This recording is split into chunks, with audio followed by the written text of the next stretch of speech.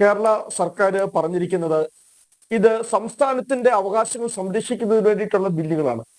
അപ്പോൾ ഇത് എന്ന് പറയുന്നത് പൂർണ്ണമായും സംസ്ഥാന വിഷയമാണ്. സംസ്ഥാനത്തിന്റെ അവകാശങ്ങൾ സംരക്ഷിക്കേണ്ട ഒരു കാര്യത്തിൽ അത് കേന്ദ്രവുമായി ബന്ധപ്പെട്ട ഒരു കാര്യവുമില്ലാത്ത, കേന്ദ്ര വിഷയവുമായി ബന്ധപ്പെട്ട ഒരു കാര്യവുമില്ലാത്ത ഇതില് അകാരണമായി കേരളത്തെ പീഡിപ്പിക്കുന്നു. ഇതാണല്ലോ സ്ഥിരം ഇവിടെ CPM ഉയർത്തിക്കൊണ്ടുവരുന്ന ഒരു നരേറ്റീവ്. കേരളത്തെ പീഡിപ്പിക്കുന്നു, കേരളത്തെ അവഗണിക്കുന്നു എന്നുള്ള രീതിയിൽ. ഞാൻ വളരെ കൃത്യമായി പറയട്ടെ, ഈ ബില്ലുകളോടുള്ള എതിർപ്പ് കോൺഗ്രസ് ഈ ബില്ലുകൾ നിയമസഭയിൽ പാസാക്കിയ അവസരത്തിൽ തന്നെ ഞങ്ങൾ ഉയർത്തിയിട്ടുള്ളതാണ്. ഈ ബില്ലുകളുടെ താല്പര്യം എന്ന് പറയുന്നത് സംസ്ഥാനത്തിന്റെ താല്പര്യമല്ല, മറിച്ച് CPMന്റെ താല്പര്യങ്ങൾ സംരക്ഷിക്കാൻ വേണ്ടിയാണ്. നമ്മൾ ഭരണഘടനയുടെ ആർട്ടിക്കിൾ പരിശോധിച്ചു കഴിഞ്ഞാൽ ഇന്ത്യൻ ഭരണഘടനയുടെ ആർട്ടിക്കിൾ 200ഉം 201ഉമാണ് നിയമസഭ ഒരു ബില്ല് പാസാക്കി ഗവർണറുടെ പരിഗണനയ്ക്ക് വിട്ടാൽ ഗവർണർ എന്ത് ചെയ്യണമെന്ന് പറഞ്ഞിരിക്കുന്നത്.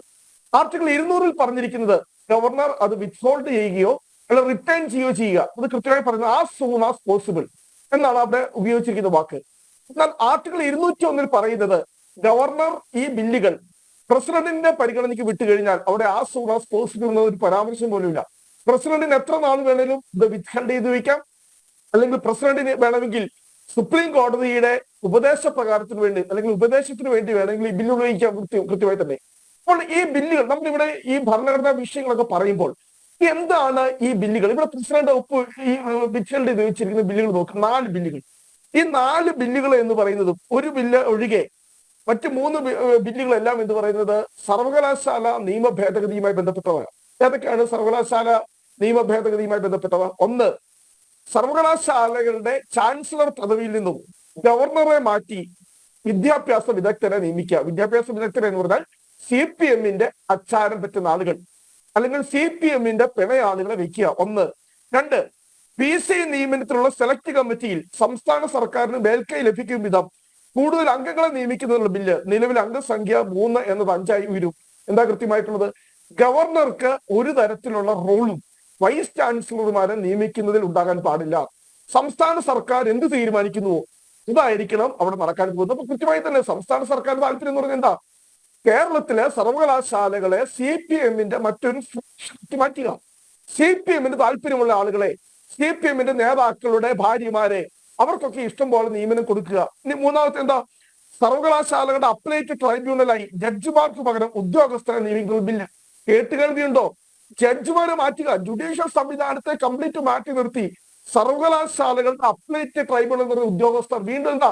CPMന്റെ ഫ്രാക്ഷൻ, CPMന്റെ സഹാക്കന്മാരൊക്കെ വന്ന് എന്ത് ചെയ്യുന്നു? സർവകലാശാലകളുടെ അപ്പലേറ്റ് ട്രൈബ്യൂണലായിട്ട് വരുന്നു. അവര് ആർക്ക് അനുകൂലമായിട്ടായിരിക്കും റിപ്പോർട്ട് കൊടുക്കാൻ പോകുന്നത് വളരെ വ്യക്തമല്ലേ. 4, സാങ്കേതിക സർവകലാശാല സിൻഡിക്കേറ്റിലേക്ക് 6 അംഗങ്ങളെ കൂടി നിയമിക്കുന്ന ബില്ല്. അപ്പൊ കൃത്യമായിട്ട് എന്താ? ഇതിന്റെ അകത്ത് സംസ്ഥാന സർക്കാരിന്, സംസ്ഥാനത്തിന്റെ ഒരു താല്പര്യമില്ല. കേരളത്തിലെ 3,60,00,000 ജനങ്ങളുടെ ഒരു താല്പര്യമില്ല.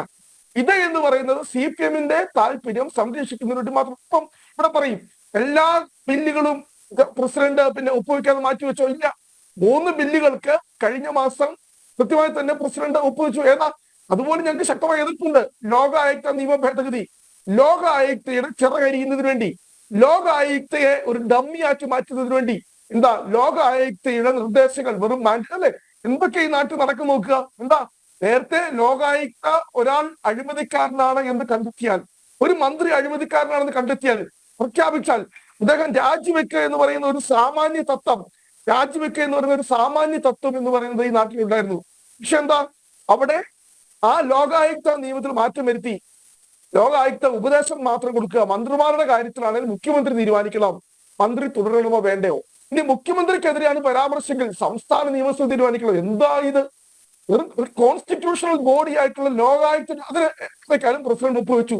അപ്പോൾ പ്രസിഡന്റ് ഇതിനകത്ത് രാഷ്ട്രീയം കളിക്കുകയാണല്ല. പ്രസിഡന്റ് CPMന്റെ താല്പര്യങ്ങൾ സംരക്ഷിക്കുന്നതായിട്ട് പോലും ആ ബില്ലിന് അതിനെ ഞങ്ങൾ എതിർത്തതാണ്. അത് ശക്തമായി ഞങ്ങൾ എതിർത്തതാണ്. പക്ഷെ ഇതിൻ്റെ അകത്ത് ഇപ്പോൾ എന്താ സംഭവിച്ചതെന്ന് വളരെ വ്യക്തമായിട്ട് അറിയാം. തെരഞ്ഞെടുപ്പ് മുന്നിൽ കണ്ടുകൊണ്ടുള്ള ഒരു രാഷ്ട്രീയ സ്റ്റണ്ട് നമ്മൾ കണ്ടു. ഇവിടെ ഈ പറയുന്ന കേരളത്തെ സാമ്പത്തികമായി പീഡിപ്പിക്കുന്നു എന്ന് പറഞ്ഞുകൊണ്ട് കേസിന് പോയി. എന്നിട്ടെന്താ? കേസ് കൊടുക്കാതെ നമുക്ക് കിട്ടുമായിരുന്ന തുക മാത്രം കിട്ടി. എന്ത് നേട്ടം അവിടെ കേരളത്തിൽ ഉണ്ടായത്? എന്തൊരു നേട്ടം ഉണ്ടായോ? അപ്പോൾ പുറത്തൊരു പ്രതീതി വരുത്തുക. എന്താ? BJP എതിർക്കുവാൻ, കേന്ദ്ര ഗവൺമെന്റിനെ എതിർക്കുവാൻ ഞങ്ങൾ മാത്രമേ ഉള്ളൂ, CPM മാത്രമേ ഉള്ളൂ. രഹസ്യമായി CPMും BJPയും കൃത്യമായി ഒരു അന്തർധാര ഇവിടെ പ്രവർത്തിച്ചുകൊണ്ട്, ഒരു അന്തർധാര രൂപീകരിച്ചുകൊണ്ട്, പക്ഷെ പുറമെ എന്താ ചെയ്യുന്നത്? ഇവിടെ BJP വിരുദ്ധ പോരാട്ടങ്ങളുടെ മുഴുവൻ കുത്തകയും എടുക്കുന്നതിന് വേണ്ടിയിട്ടുള്ള CPM-ന്റെ ഒരു നാടകം. ഇവിടെ ഇതാ ഓൾ ഇന്ത്യ തലത്തിൽ, അഖിലേന്ത്യാ തലത്തിൽ കോൺഗ്രസിന്റെ നേതൃത്വത്തിൽ ഇന്ത്യ മുന്നണിയൊക്കെ ശക്തമായി പോരാടുമ്പോൾ, BJPക്കെതിരെ നേർക്കുനേർ പോരാടുമ്പോൾ, അരവിന്ദ് കേജ്രിവാളിന്റെ അറസ്റ്റ് ഉൾപ്പെടെയുള്ള വിഷയങ്ങളിൽ രാഹുൽ ഗാന്ധി ഉൾപ്പെടെയുള്ള കോൺഗ്രസ് നേതാക്കൾ അതിശക്തമായി പോരാടുമ്പോൾ ഇന്ത്യ മുന്നണിയുടെ 7 അയൽവക്കത്ത് പോലും CPM ഇല്ല. മാർച്ച് 17-ാം തീയതി ബോംബെയിൽ മറ്റു മുഴുവൻ പ്രതിപക്ഷ നേതാക്കളും അണിനിരുന്നു രാഹുൽ ഗാന്ധിക്കൊപ്പം. അവിടെ CPM ഇല്ല. ഇന്ത്യ മുന്നണിയുടെ ഏകോപന സമിതിയിലേക്ക് ഒരു അംഗത്തെ നിർദ്ദേശിക്കാമെന്ന് ചോദിക്കുമ്പോൾ CPM ഇതുവരെ ഒരു അംഗത്തെ നോമിനേറ്റ് ചെയ്യാനില്ല.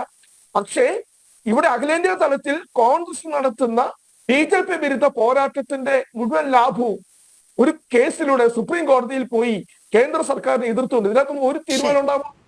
ഇത് വളരെ വ്യക്തമായി തന്നെ ഞങ്ങൾക്കറിയാം. ഇതൊരു തെരഞ്ഞെടുപ്പ് സ്റ്റണ്ട് മാത്രമാണ് ഇത് എന്ന്.